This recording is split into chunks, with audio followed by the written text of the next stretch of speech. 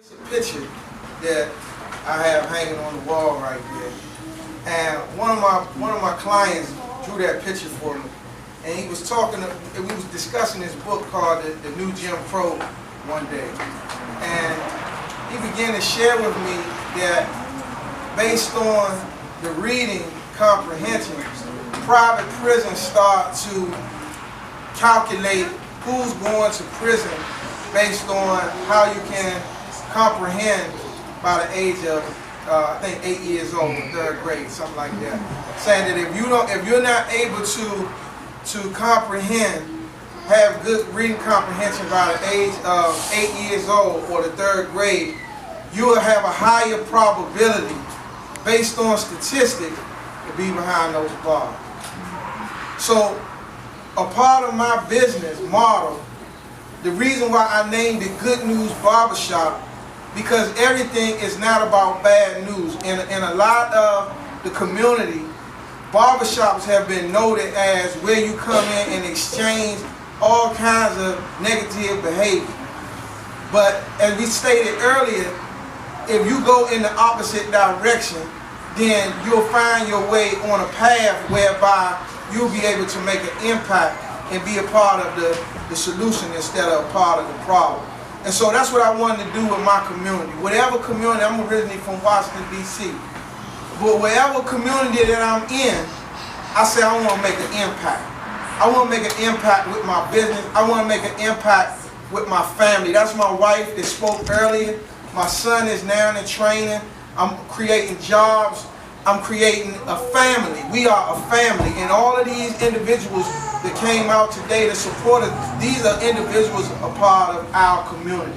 And no matter what Clayton County may put on the media about our community, guess what? We are our community. Yes. We are our community. If we don't take care of our community, who's going to take care of it? If we don't take care of our community and band together, who's going to take care of it? Guess what? Nobody. Nobody's going to take care of us. We have to take care of each other. We all that we have, but we have to look at each other as that. And I'm glad each and every one of you guys had an opportunity to come out today. And I have one more individual that I want to share with you, the powerful young brother, Morehouse brother that's in college. And his dad and I, this brother is one of my mentors, Brother Jesse Storr, and his dad is one of my mentors. And I look at these guys, and when I first went to Jesse's office, in his office he had all of these books. And I said, "You read?" I said, "You read all these books?" He said, "Yeah, man. You can't read if you." He said, "You can't lead if you can't read." That never left me. That never left me. And Eric McDuffie, he was up here earlier today. He has 6 sons. Husband and wife, married. He has 6 boys. Okay? All of them are, 2 of them have spoke today. 1 of them has spoke today. 1 of them when you get ready to hear now. All of them graduated college. My brother Lance is the 6th man coming out the chute. Alright? Powerful family right here in our community. We all working together. We all trying to build on what we have. And so that's what we came together today to say, what can we do to work with our co-laborers in the community to make an impact on our community. Okay? So without further ado, I just want to ask Brother Lance to come and grace us with an inspirational piece that you created. Give him a round of applause. To this piece, I'm share this poem with you all, and then I'm gonna break it down so you guys can understand the meaning of it.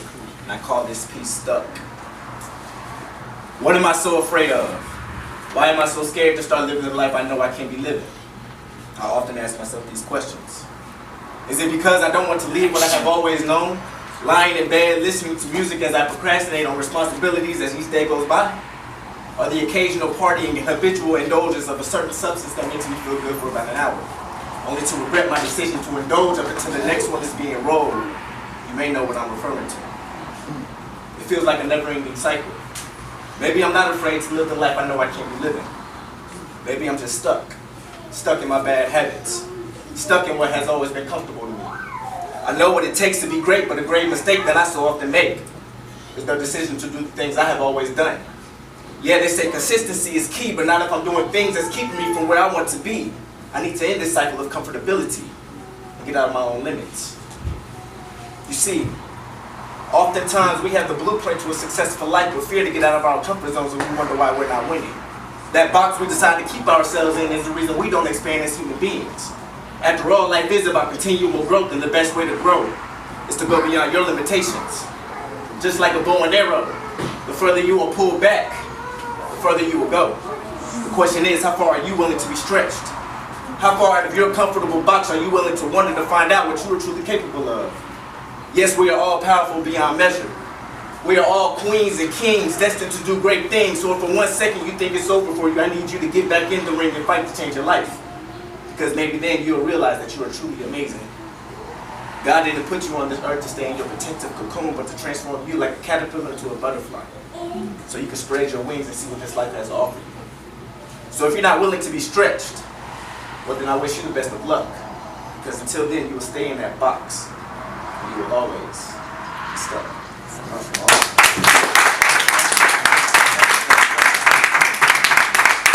I want to kind of break down what that means actually. I call it stuck because I believe we all have a box. We all create a box for ourselves, right?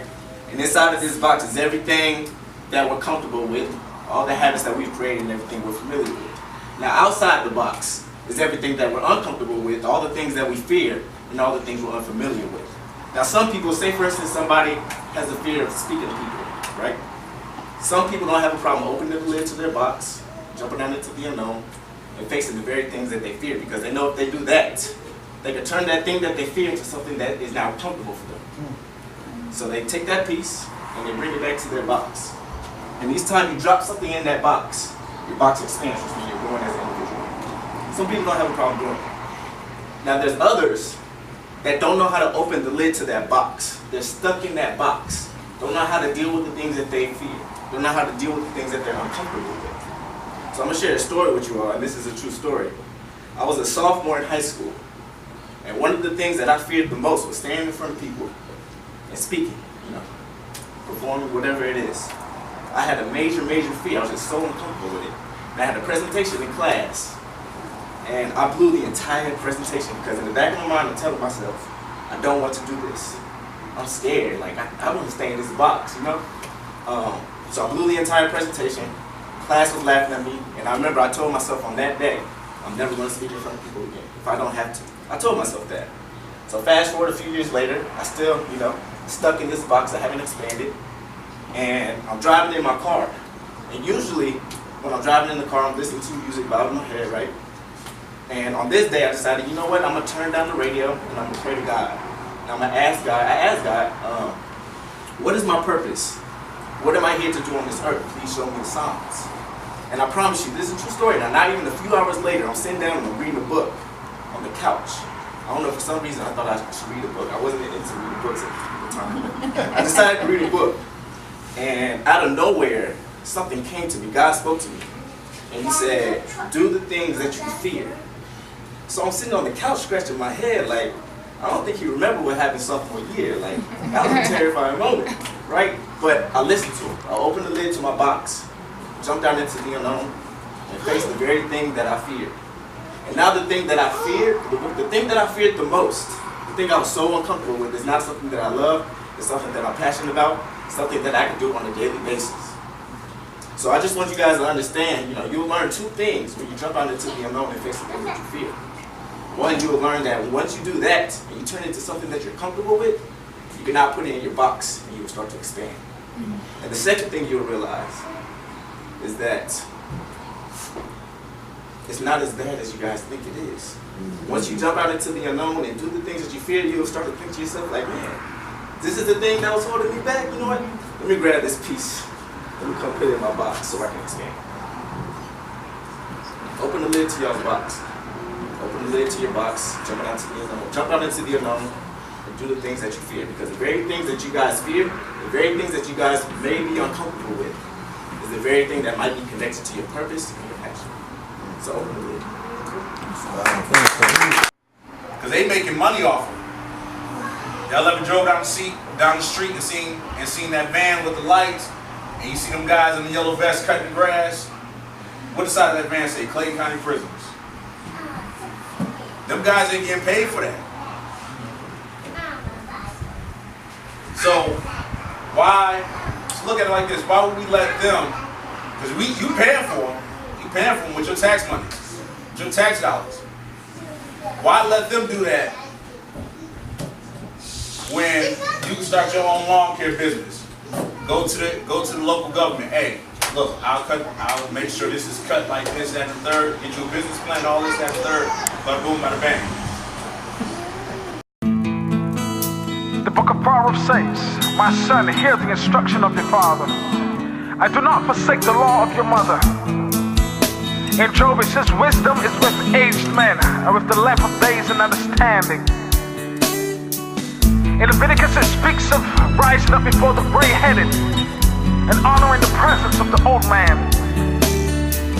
We need these things back. Our world is dying. Bring them back.